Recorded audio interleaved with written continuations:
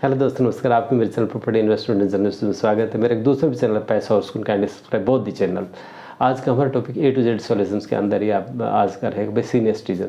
Senior citizen का actually क्या है कि भाई ज़िंदगी भर उसका एक लाइफ का साइकिल है कि अपनी एजुकेशन ली, एजुकेशन के बाद अपना जॉब लिया, जैसा भी जॉब था, उसके बाद अपना पैसा अकुमुलेट किया, घर बनाया, भाई शादी की, बच्चे भी, बच्चे का भाई केयर किया, लुक आफ्टर किया और उनको एक अच्छे मुकाम पे लाने की कोशिश की।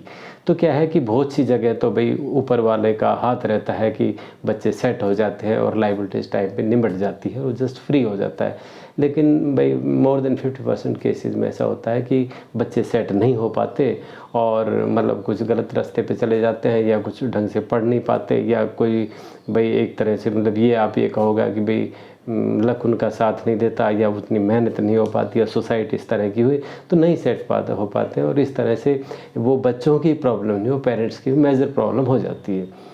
तो देखो जो भी हो, मैं तो यही कहूँगा कि भी जो आप यंग लाइफ से चल के आगे की तरफ तो मिडिल लाइफ में छोटा मोटा अपना घर बना लो और थोड़ा सा मतलब ज़्यादा बड़े सपने न पाल के एक लग्जरी और भाई दैट मेरा ये video it is for the general public, it is not a some specific luxurious. आप ये कहोगे भाई जिसके पास भाई 100 करोड़ ऑफ मनी है तो उसके लिए नहीं है, it is for the general public.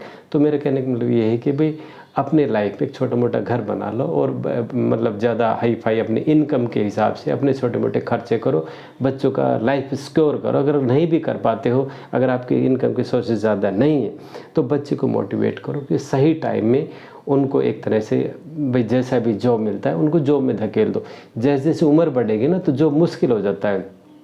20-25 के बाद तो हम 20-25 पे तो कह सकते हैं कि जॉब की सही एज है, लेकिन 25 के बाद जॉब मिलना मुश्किल हो जाता है और अगर आपको 27-28 के बाद एक अच्छा आपको पार्टनर भी मिलना मुश्किल हो तो ये पेरेंट्स की रिस्पॉन्सिबिलिटी है कि वो अपनी लाइबिलिटी को डिस्चार्ज करो।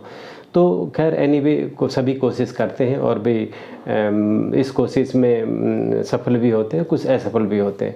तो मेरे कहने का मतलब ये कि जो सीनियर सिटीज़न इस इम्तिहान से जब ऊपर आता है तो वो अपनी ओर देखता है कि सभी कुछ अपना बच्चों के लिए झोंक देता है, अपनी पूरी मेहनत, ज़िंदगी की पूरी कमाई और सारा अमाउंट। अब गवर्नमेंट में तो क्या है कि भाई थोड़ी बहुत पेंशन मिल जाती है अगर गवर्नमेंट एम्प्लॉय था, प्राइवेट में तो वो भी नहीं है। अच्छा क्या है कि बच्चों के खर्चे आजकल इतने हैं कि उनका अपना ही काम नहीं चलता। वो भी होप करते हैं कि पेरेंट्स हमें कुछ हेल्प करे, पेरेंट्स हमें कुछ दे। तो it is my good advice to the parents, to the senior citizen कि अगर बच्चे ठीक ठाक अपना कर रहे हैं तो आपको उनको ज़्यादा पैसे की देने की ज़रूरत नहीं है। एक रेनी सीज़न के लिए आप अपने बारे में भी सोचिए।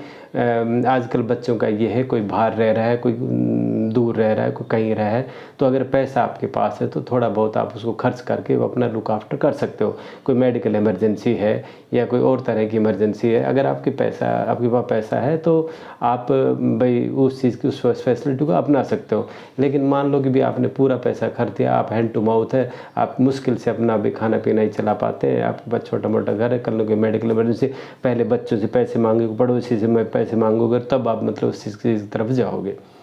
तो मेरे कहने का मतलब एक अच्छा अकुमुलेटेड मनी आपके पास रखो।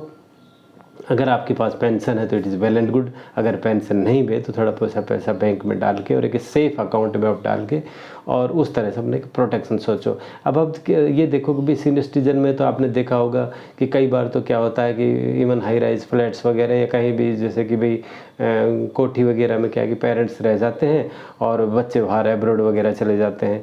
या जैसे मान लो पेरेंट्स गुड़गांव में, बच्चे कोई चेन्नई में, कोई बेंगलोर में, कोई गुवाहाटी है, कोई शिलांग है। तो इस तरह से क्या है कि who will look after these parents. और अगर उस टाइम में उनके पास अगर पैसा भी नहीं होगा तो कौन उनको लुक आफ्टर करेगा।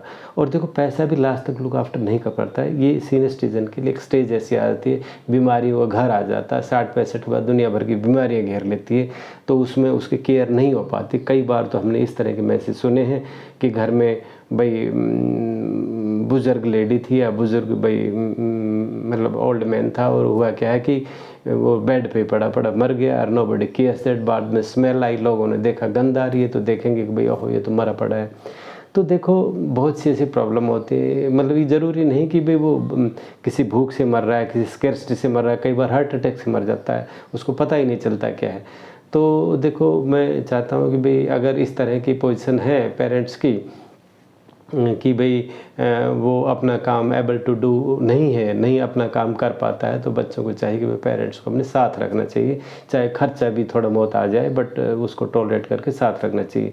अगर मेरे को कहने लगे अगर भाई मतलब थोड़ा सा पेरेंट्स अपना भाई काम खुद कर पा लेते हैं तो देयर इज़ नो प्रॉब्लम, उसमें बच्चा कहीं भी रह सकता है।